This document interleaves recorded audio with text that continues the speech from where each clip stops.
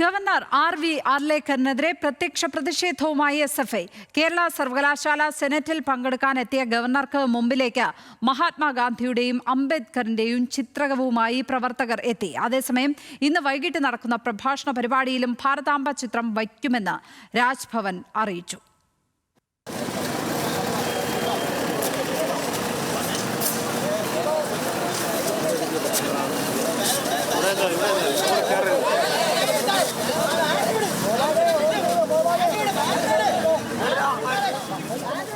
കേരള ഗവർണറും സംസ്ഥാന സർക്കാരും വീണ്ടും പോരിലേക്കെന്ന സൂചന നൽകുന്നതാണ് പുതിയ സംഭവങ്ങൾ. രാജ്ഭവനിലെ RSS സൈദ്ധാന്തിക പ്രഭാഷണത്തിന് പിന്നാലെ ഭാരതാംബ വിഷയത്തിൽ സർക്കാരും ഗവർണറും പരസ്പരം കൊമ്പ് കോർത്തിരുന്നു. അതിനിടെയാണ് രാജ്ഭവനിൽ RSS നേതാക്കളുടെ ചിത്രങ്ങൾ വെച്ചതിൽ SFI പ്രത്യക്ഷ സമരത്തിന് ഇറങ്ങുന്നത്.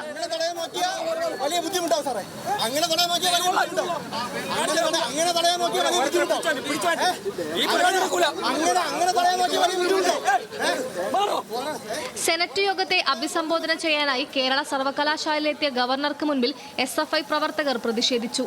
മഹാത്മാഗാന്ധിയുടെയും BR അംബേദ്കറുടെയും ചിത്രങ്ങൾ ഉയർത്തിക്കാട്ടിയായിരുന്നു പ്രതിഷേധം.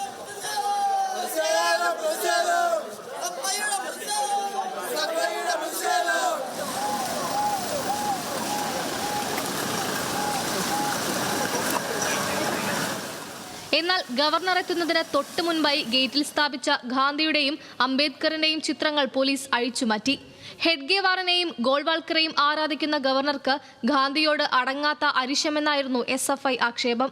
RSSന്റെ നേതാക്കളുടെ ചിത്രം മാത്രം കണ്ടുകൊണ്ടിരുന്ന ഗവർണർ ഈ പറഞ്ഞ പോലെ മഹാത്മാഗാന്ധിയുടെ അംബേദ്കറുടെ ചിത്രം കണ്ട് വിദ്യാർത്ഥികളുടെ യൂണിവേഴ്സിറ്റിക്കകത്തേക്ക് കയറണം എന്നുള്ളതാണ് SFI ആലോചിച്ചിട്ടുള്ള ആ രൂപത്തിലേക്ക് തന്നെയാണ് നമ്മൾ പ്രതിഷേധം ഉയർത്താൻ വേണ്ടിയും തീരുമാനിച്ചിട്ടുള്ളത്. വരും ദിവസങ്ങളിലും പ്രതിഷേധം ശക്തമാക്കാനാണ് SFI തീരുമാനം. അതിനിടെ ഇന്ന് നടക്കുന്ന പരിപാടിയിലും ഭാരതാംബയുടെ ചിത്രം വയ്ക്കുമെന്ന് രാജ്ഭവൻ അറിയിച്ചു. കേന്ദ്ര സർക്കാരിന്റെ സാമ്പത്തിക ഉപദേഷ്ടാവായ ഡോക്ടർ V. അനന്ത നാഗേശ്വരന്റെ പ്രഭാഷണ പരിപാടിയിലാണ് ഭാരതാംബ ചിത്രം വയ്ക്കുക.